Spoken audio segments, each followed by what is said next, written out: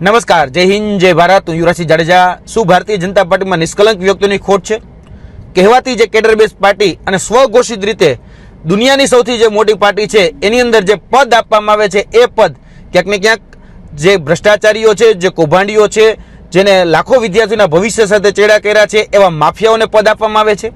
ફરી એક વખત ગુજરાતમાં પેપર ફોડો અને પદ મેળવો એ યોજના અંતર્ગત સાબરકાંઠાના પ્રાંતિજના વદરાડ ગામના જે હાર્દિક શર્મા નામના વ્યક્તિ જે 2023ની અંદર જુનિયર ક્લાર્કનું જે પેપર લીક થયું એની અંદર સામેલ હતા, મુખ્ય આરોપી તરીકે હતા, એજન્ટ તરીકે હતા. એ જ વ્યક્તિને ક્યાંક ને ક્યાંક ભારતીય જનતા પાર્ટીએ જે બક્ષીપંચ મોરચો જે છે એની અંદર કોષાધ્યક્ષનું પદ આપ્યું છે.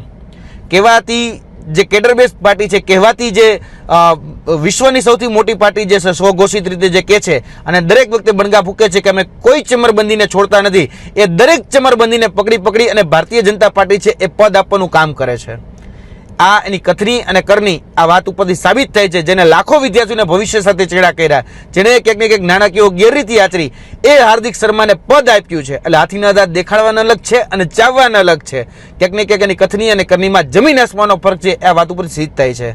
ફરી એક વખત આ ઘટના સામે આવી છે. જોઈએ છે કેવા એક્શન લેવાય છે. જય હિન્દ, જય ભારત.